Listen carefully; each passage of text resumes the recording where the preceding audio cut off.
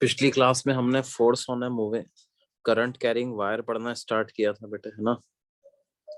और हमने वो वाला क्वेश्चन सॉल्व किया था कि एक यूनिफॉर्म मैग्नेटिक फील्ड में वायर रखा हुआ है, सर्कुलर वायर, तो उसमें कितना टेंशन डेवलप होगा, यही किया था बेटे।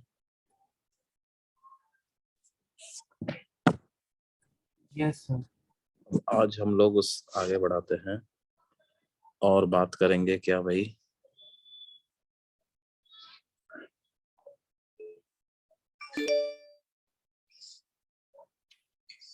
नॉन यूनिफॉर्म मैग्नेटिक फील्ड में फोर्स होगा तो कैसे लिखेंगे। देखो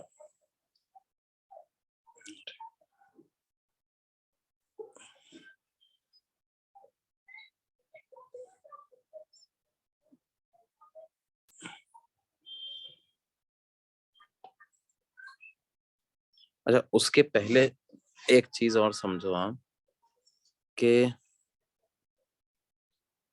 अगर मान लो हमारे पास क्या है,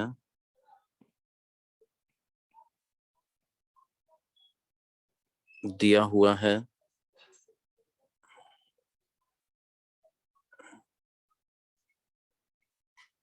टू लॉन्ग पैरेलल वायर्स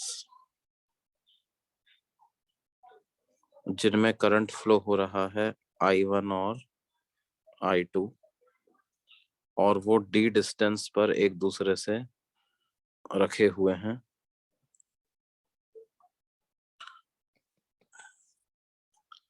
पहले तो आप लोग ये बताओ, ये वायर्स एक दूसरे को अट्रैक्ट करेंगे या रिपेल करेंगे।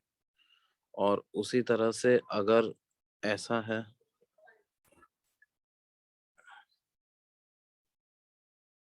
इनमें करंट यदि अपोजिट डायरेक्शन में फ्लो हो जाए तो बताना है ये अट्रैक्ट करेंगे या रिपेल करेंगे।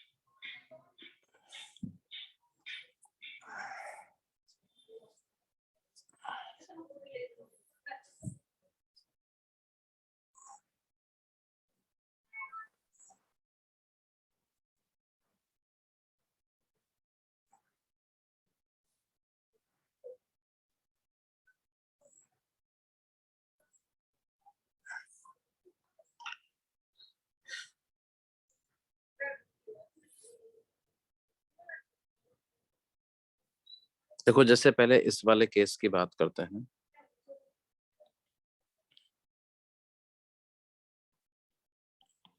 Let us talk about case A first. पहले वाले में पहले वाले में बिल्कुल अट्रैक्ट करेंगे, है ना। देखो, किसी भी वायर पे फोर्स कैलकुलेट कर लो आप। जैसे मान लो आप I2 वाले वायर पे फोर्स कैलकुलेट कर लो, तो I2 वाले वायर पे फोर्स कैसे कैलकुलेट करेंगे।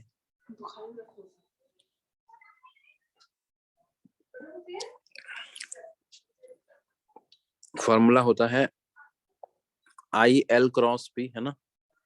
सर।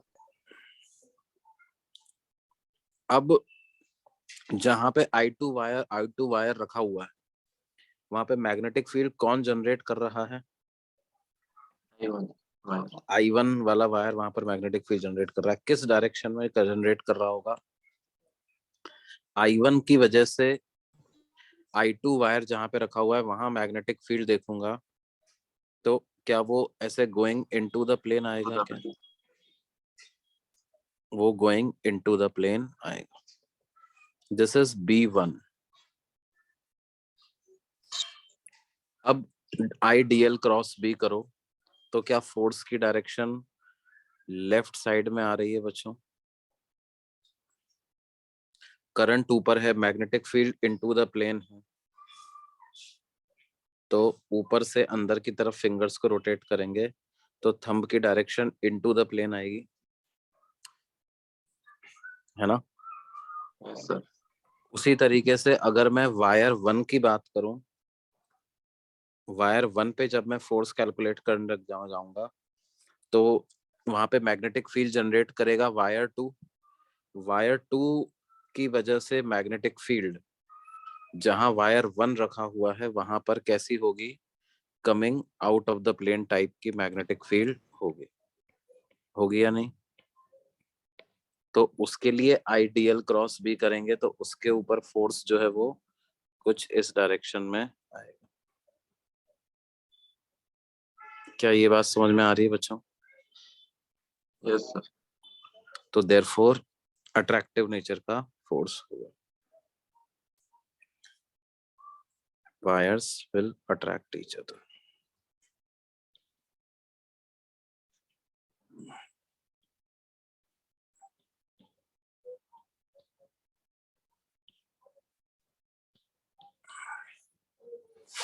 और दूसरे वाले केस में क्या होगा? यहां पर देखो वायर 2 पे मैग्नेटिक फील्ड तो इनटू द प्लेन ही है, और अब करंट जा रहा है नीचे, तो आइडियल क्रॉस बी करेंगे तो फोर्स की डायरेक्शन ऐसे बाहर की तरफ आएगी, है ना? और अगर हम इधर देखेंगे वायर 2 की वजह से वायर 1 पर तो मैग्नेटिक फील्ड फिर से अंदर की तरफ ही आएगा, और अब आइडियल क्रॉस बी करेंगे तो फोर्स की डायरेक्शन उस पर ऐसे बाहर की तरफ हो जाएगी। तो इस केस में क्या होगा? Wires will repel each other.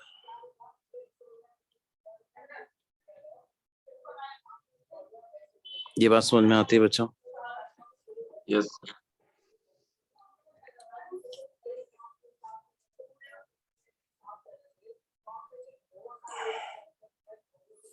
मान लो अब मेरे को कैलकुलेट करना है, calculate the magnitude of force per unit length on each wire.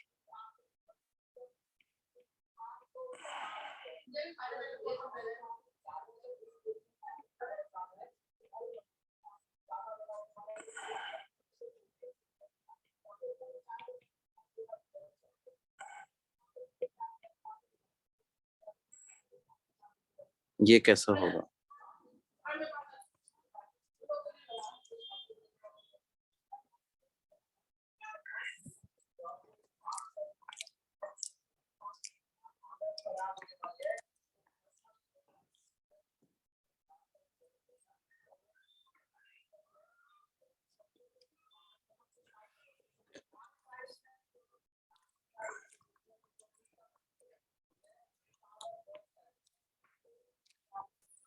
कहने का मतलब क्या है?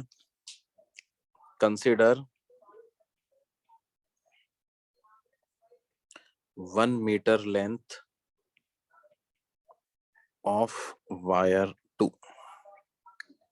तो उस पे फोर्स कितना आएगा? Force on it will B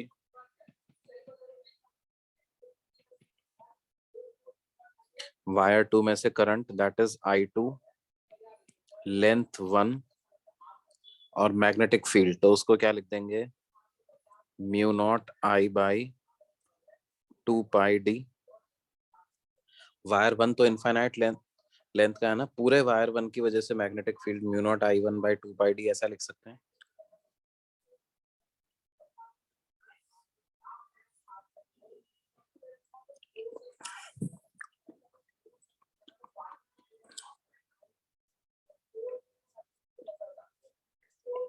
हाँ बच्चों, हाँ ना बोलते रहो। हाँ सर। Yes sir. ओके, तो ये जो फोर्स पर यूनिट लेंथ हो जाएगा, क्या वो mu naught I1 I2 by 2πd आ जाएगा? यस।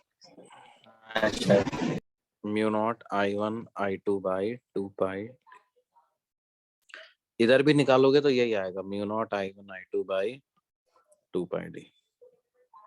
अच्छा देखो, हमने क्या निकाला? ये वायर 2 पे force due to current in wire 1।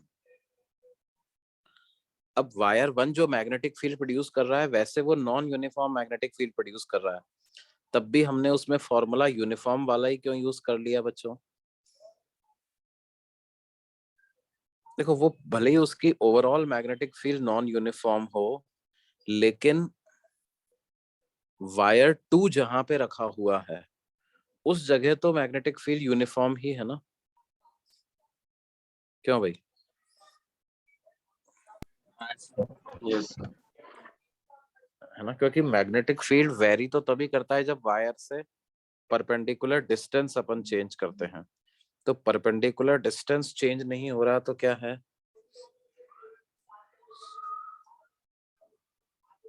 तो वो तो सेम ही है। इसलिए यहाँ पर नॉन यूनिफॉर्म होते हुए भी यूनिफॉर्म वाला फॉर्मूला जो है वो चल जा रहा है बच्चों। समझ में आ रही है बात?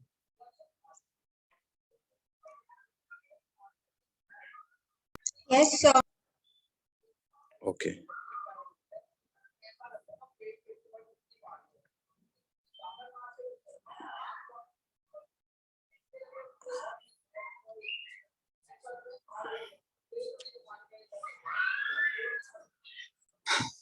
अच्छा, तो ये हमारे पास एक मुद्दा है।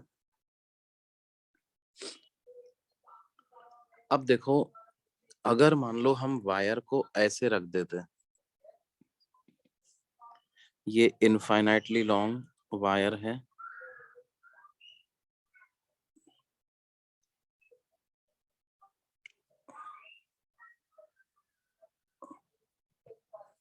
और इसके सामने एक और वायर सेगमेंट ऐसे रखा,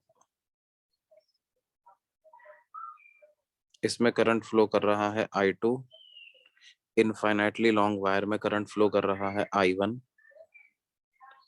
AB वायर की लेंथ है L, और यहां से जो A एंड है वो D डिस्टेंस पे है, ठीक है। The end A of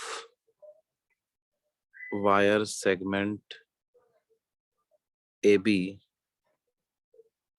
is at a distance D from infinitely long wire.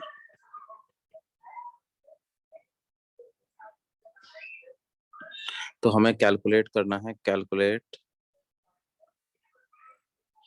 The magnetic force on the wire AB। AB wire पे मैग्नेटिक फोर्स कितना होगा, ये हमें कैलकुलेट करना है बच्चों।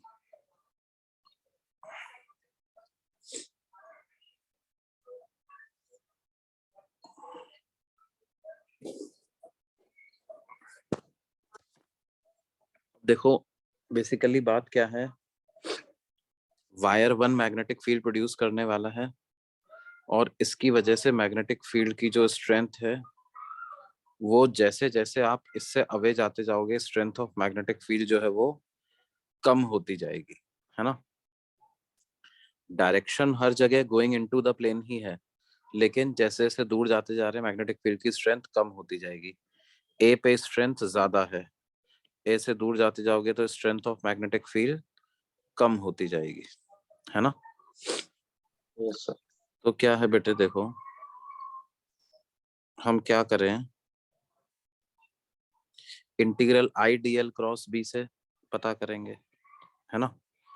तो I dl क्रॉस बी में क्या करना होता है, एक dl लेंथ का सेगमेंट पे फोर्स निकालना होता है। अब वो dl लेंथ का सेगमेंट अपन कहाँ कंसिडर करें, तो ये जो इनफाइनाइटली लॉन्ग वायर है यहाँ से x डिस्टेंस पे जाओ,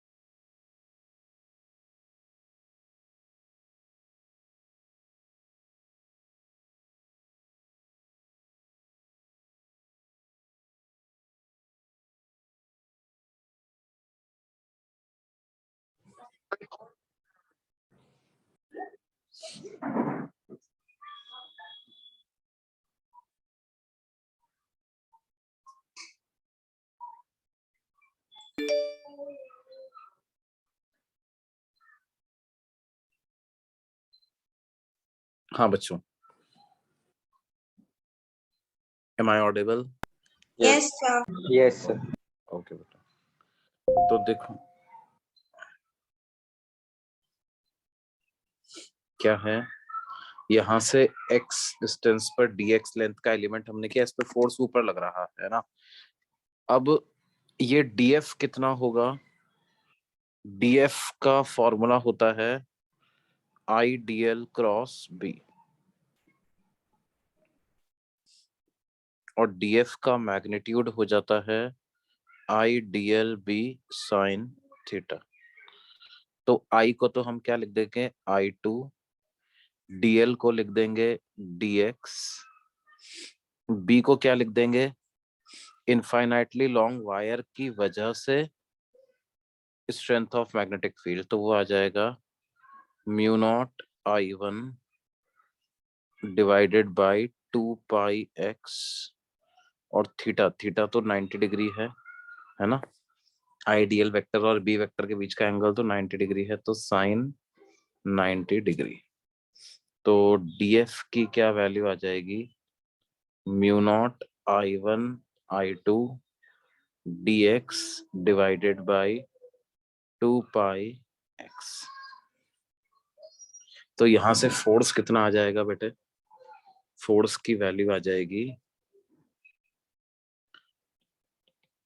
integral df, that is mu naught I1 I2 divided by 2π integral of dx upon x, और x की वैल्यू आप सब्स्टिट्यूट कर दो d से लेकर के d प्लस l तक, तो ये आ जाएगा mu naught I1 I2 divided by 2π ln x integrated from d to d plus l। तो क्या फोर्स आ जाएगा बेटे, mu naught I1 I2 divided by 2π into ln of d plus l divided by d, ये ऐसा आ जाए।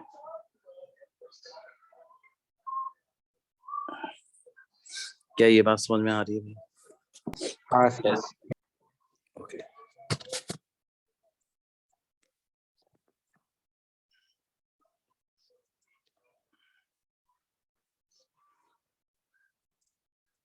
Sir हाँ बोलो बेटे। सर इससे पहले वाले क्वेश्चन में टोटल फोर्स नहीं। टोटल फोर्स तो कैसे निकाल सकते हैं यार,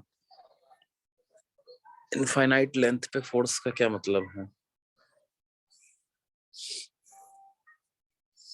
है ना, वो तो ज्यादा मैग्नीट्यूड का ही आएगा। और ऊपर से एक बात और है कि क्या है भाई, जो बहुत दूर वाले पॉइंट्स होंगे वहां पर अपन लिख भी नहीं पाएंगे एक्चुअल में कि कितना मैग्नेटिक फील्ड है ना। तो हाँ, बीच वाले पोर्शन पे ही फोर्स कैलकुलेट कर सकते हो।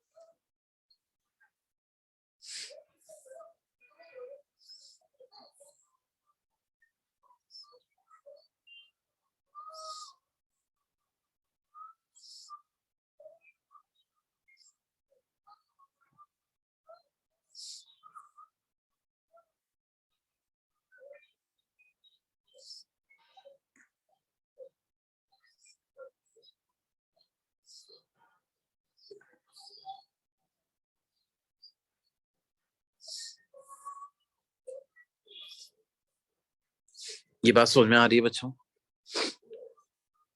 Yes sir. अच्छा, अगर मैं ऐसा वायर दे दूं आपको तो उस पे फोर्स कैलकुलेट कर पाओगे कैसा?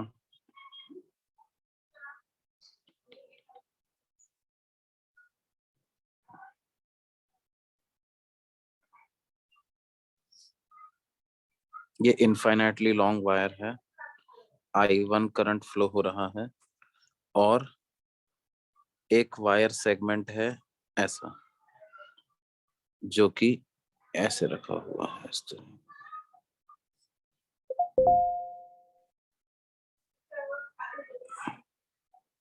ठीक है, length of AB is L, है ना।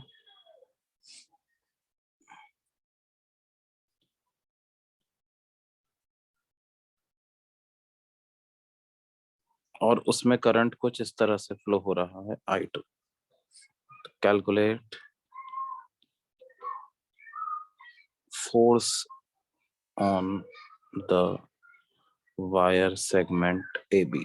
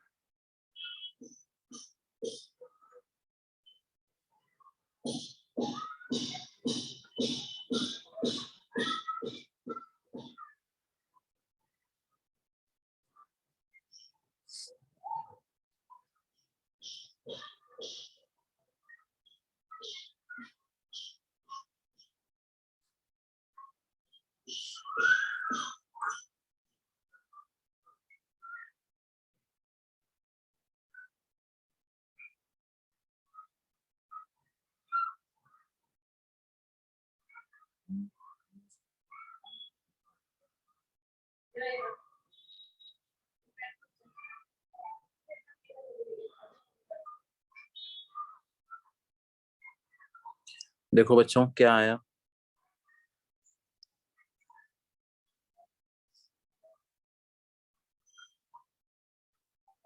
हाँ भाई, आवाज आ रही है ना बच्चों मेरी? Yes, sir. ओके, तो देखो इसको कैसे सॉल्व करते हैं। dx लेंथ का एलिमेंट लेना है अपने को, है ना।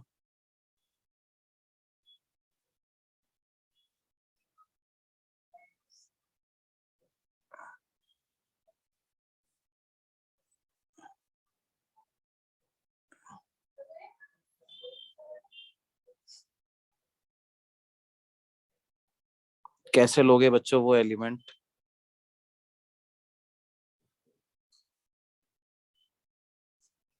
जल्दी बताओ।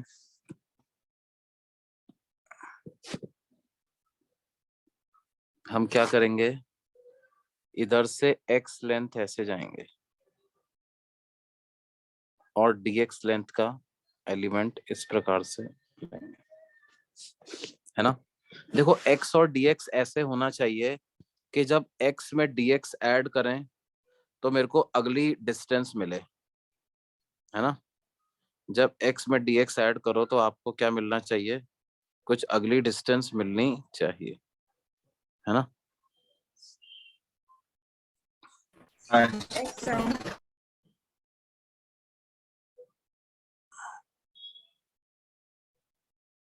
तो इस तरह से अपन ले लेते हैं। अच्छा, मैग्नेटिक फील्ड की डायरेक्शन इस जगह पर I1 की वजह से निकालेंगे तो वो गोइंग इनटू द प्लेन ही रहेगी, है ना। हाँ सर। अच्छा, हमें ये एंगल दिया हुआ है, एक्चुअली हमें ये एंगल दिया हुआ है, दिस एंगल इज थीटा, है ना। तो क्या है, अगर ये एंगल हमें दिया हुआ है, मान लीजिए कि साहब ये एंगल थीटा है, तो ये वाली डिस्टेंस क्या आ जाएगी, ये x है तो सामने वाली डिस्टेंस हो जाएगी x साइन थीटा। तो इस एलिमेंट की इस वायर से जो टोटल डिस्टेंस हो जाएगी वो हो जाएगी d plus x sign theta. तो मैग्नेटिक फील्ड की स्ट्रेंथ क्या होगी, mu naught I1 divided by 2 pi into d plus x sine theta. ये स्ट्रेंथ ऑफ मैग्नेटिक फील्ड होगी। और करंट इसमें फ्लो कर रहा है I, इसकी लेंथ है dx, तो I dx b। ये क्या आ गया, इस पे लगने वाला फोर्स। अब ये फोर्स किस डायरेक्शन में आएगा बेटे, क्या ये फोर्स ऐसी डायरेक्शन में आएगा, यस सर। हाँ सर। ये इस डायरेक्शन में आएगा। और इसको यदि हम इंटीग्रेट कर दें तो क्या ये टोटल फोर्स आ जाएगा, सब पे सेम डायरेक्शन में ही तो फोर्स लगेगा। इंटीग्रेशन की लिमिट 0 से L तक रख देंगे तो टोटल फोर्स मेरे पास आ जाएगा mu naught I1 I2 divided by 2 pi integration of dx upon d plus x sin theta, and I am going to integrate it from 0 to L।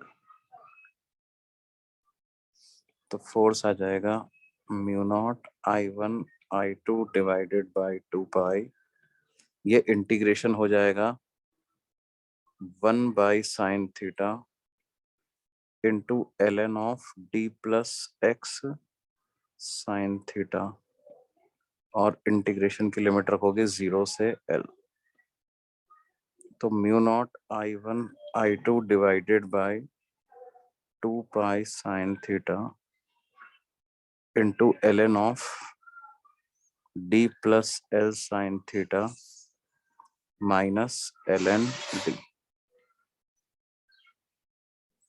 तो क्या आ जाएगा बेटे, mu naught I1 I2 divided by 2 pi sine theta into ln of d plus L sine theta divided by d। क्या ये बात समझ में आ रही है बच्चों? हाँ सर। Yes sir.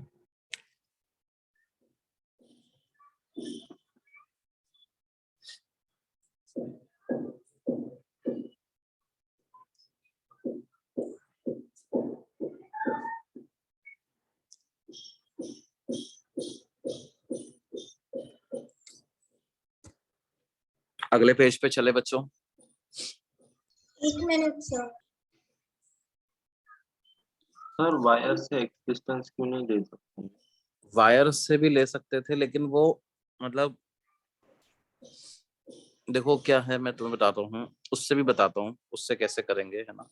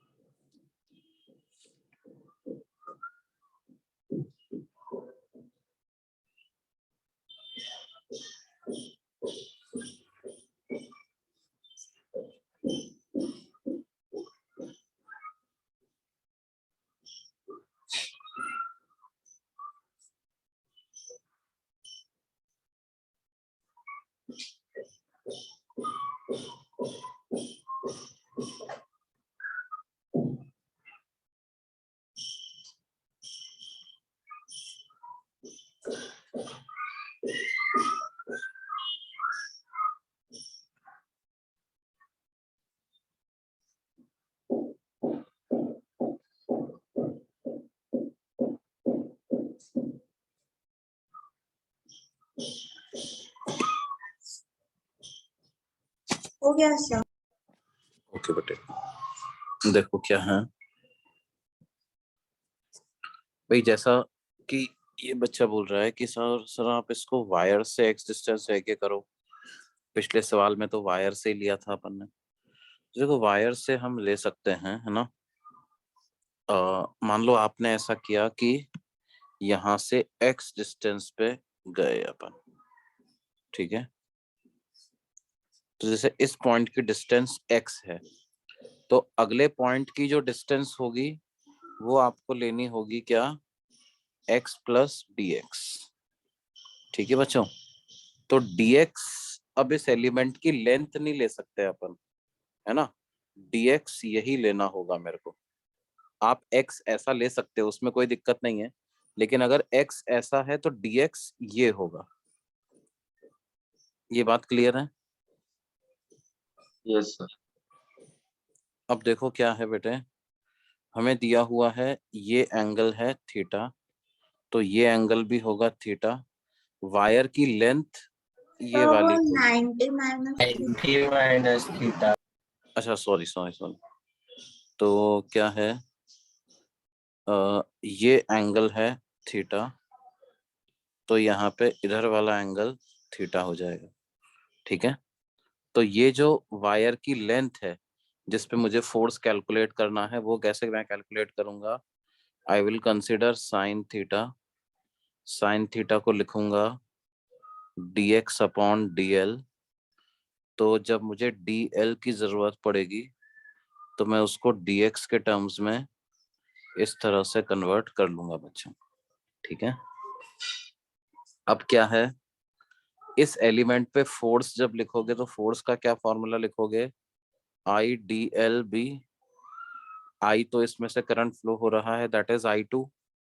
इसकी लेंथ क्या है, इसकी लेंथ है डी एल, और यहाँ पे मैग्नेटिक फील्ड की स्ट्रेंथ क्या है, mu naught I1 divided by 2πx, right.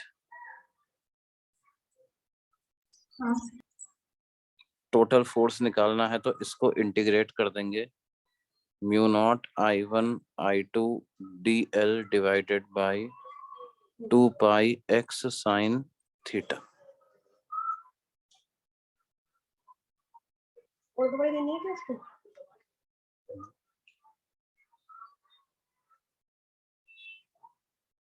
ये बात समझ में आ रही है बेटा। यस। यस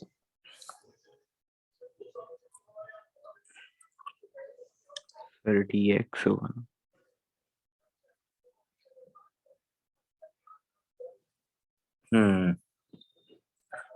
यहाँ पे dl नहीं होगा, यहाँ पे क्या होगा, dl की वैल्यू मैंने dx अपॉन साइन थीटा रखी है ना।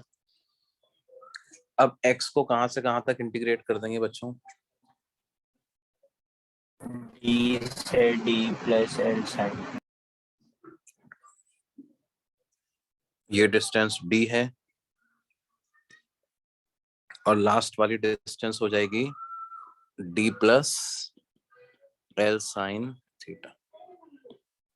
तो d से d plus l sine theta तक इंटीग्रेट कर देंगे, तो ये हमारे पास आ जाएगा mu naught I1 I2 divided by 2π sine theta integral dx upon x, तो वो ln x आ जाएगा। तो हो जाएगा ln of d plus l sine theta minus ln d। तो हमारे पास f की क्या वैल्यू आ जाएगी बच्चों, mu naught I1 I2 divided by 2π sine theta ln of d plus l sine theta divided by d।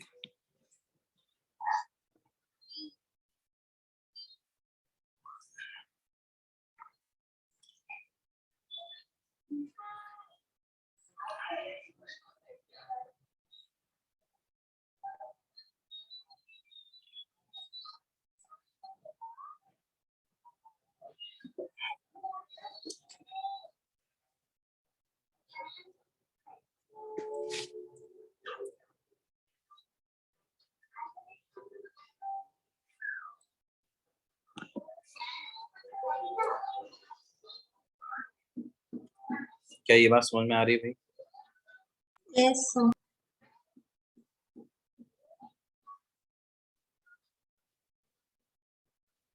तो हमें क्या है, x कहीं से भी ले सकते हो, लेकिन जब x लिया है तो dx भी उसी के अकॉर्डिंग लेना है ना?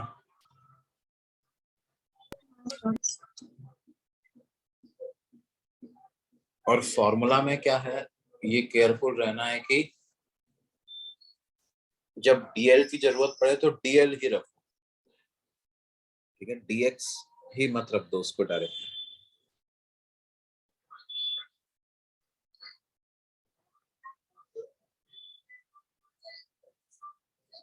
देखो,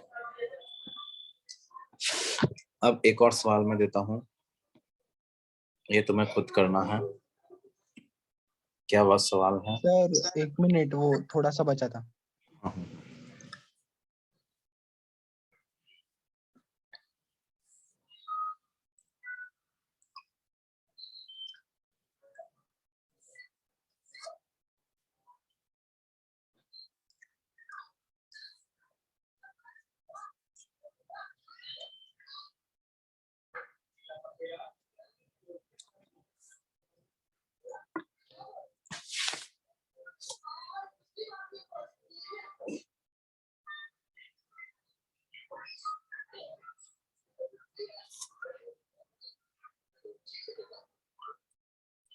हाँ सर, हो गया।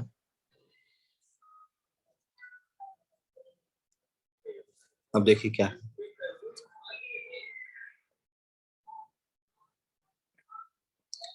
एक इनफाइनाइटली लॉन्ग वायर है जिसमें से करंट फ्लो कर रहा है I1, और इसके सामने एक स्क्वायर लूप हमने रखा हुआ है।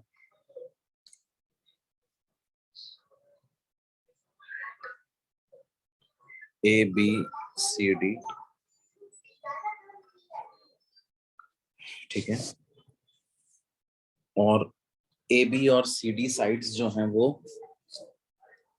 इनफाइनाइटली लॉन्ग वायर के पैरेलल है। स्क्वायर लूप में से करंट फ्लो कर रहा है I2। Side length of square loop is A।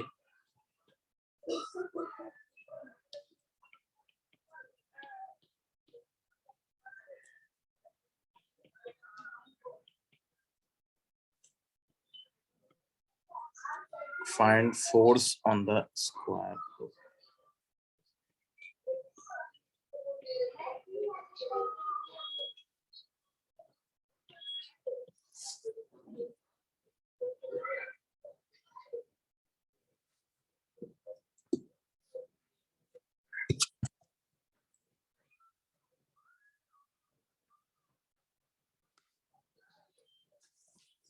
करो बच्चों, इसको आप लोग बताओ क्या आंसर। अच्छा, इसमें एक चीज की जरूरत पड़ेगी, ये डिस्टेंस D है,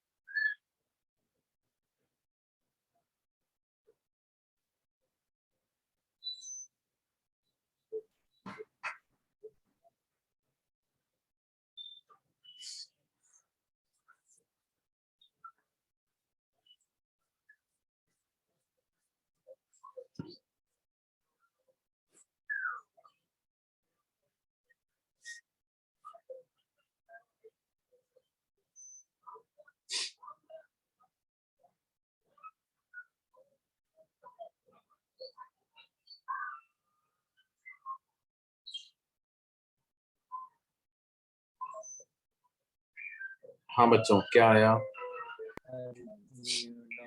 Sir, mu naught I1 I2 into a square divided by 2 pi a plus.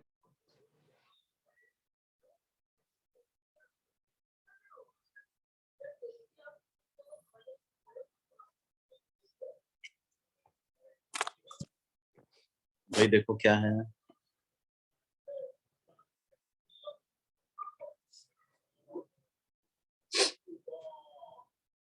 अच्छा एक बात मुझे बताओ, क्या फोर्स ऑन बीसी और फोर्स ऑन एडी ये मिलकर के 0 हो जाएगा क्या?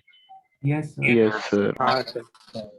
ना भाई देखो क्या है, बीसी का एक छोटा सा टुकड़ा कंसिडर करें, एडी का छोटा सा टुकड़ा कंसिडर करें, दोनों की डिस्टेंस बराबर है, एक पे फोर्स लगेगा ऊपर, दूसरे पे उतने मैग्नीट्यूड का लगेगा नीचे। तो क्या होगा, आमने सामने के छोटे छोटे टुकड़ों पर फोर्स इक्वल मैग्नीट्यूड के होंगे और अपोजिट दिशा में होंगे, तो नेट फोर्स तो 0 हो जाएगा। अब अच्छा, फोर्स एबी पे ज्यादा लगेगा कि सीडी पे? AB पे. एबी पे ज्यादा लगेगा। अच्छा, नेट फोर्स अट्रैक्टिव नेचर का होगा या रिपल्सिव नेचर का होगा? Attractive. अट्रैक्टिव नेचर का होगा, है ना, क्योंकि एबी वायर को लेफ्ट में फोर्स लगेगा, सीडी वायर को राइट में लगेगा, है ना, तो एबी पे ज्यादा लगेगा, सीडी पे कम। तो नेट फोर्स को क्या मैं लिख सकता हूँ, force on AB plus force on CD, तो मैग्नीट्यूड के हिसाब से हो जाएगा magnitude of force on AB minus magnitude of force on CD. अब AB पे फोर्स लिख देते हैं, उसमें फ्लो करने वाला करंट I2, उसकी लेंथ A और मैग्नेटिक फील्ड, तो mu naught I1 by 2 pi D minus CD पे फोर्स क्या लिखेंगे, उसमें से फ्लो करने वाला करंट इनटू उसकी length A multiplied by strength of magnetic field, तो वो आ जाएगा mu naught I1 divided by 2 pi into D plus A, तो ये आ जाएगा mu naught I1 I2 A divided by 2 pi into 1 by D minus 1 by D plus A, तो mu naught I1 I2 D plus A में से D गया तो क्या हो जाएगा, A into A will be square 2 pi into D plus A। ये ऐसा नेट फोर्स ऑन ABCD ऐसा।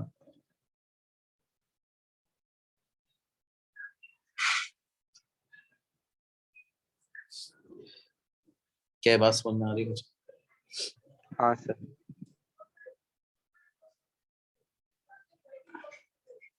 अच्छा एक बात ये भी तो बताओ मेरे को, ये नोट कर लिया था ना सबने?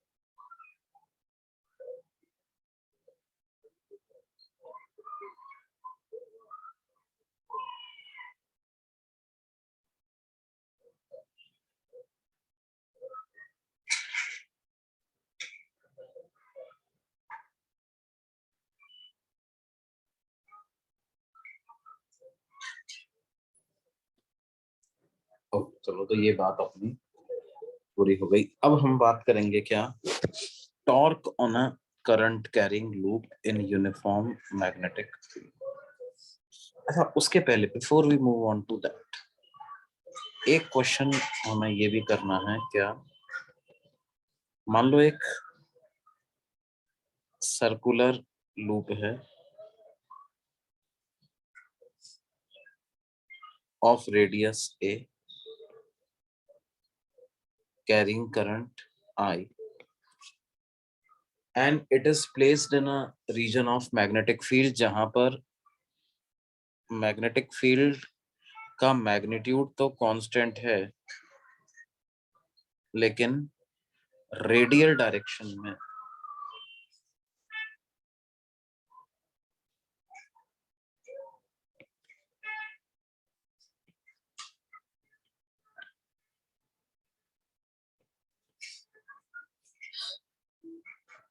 a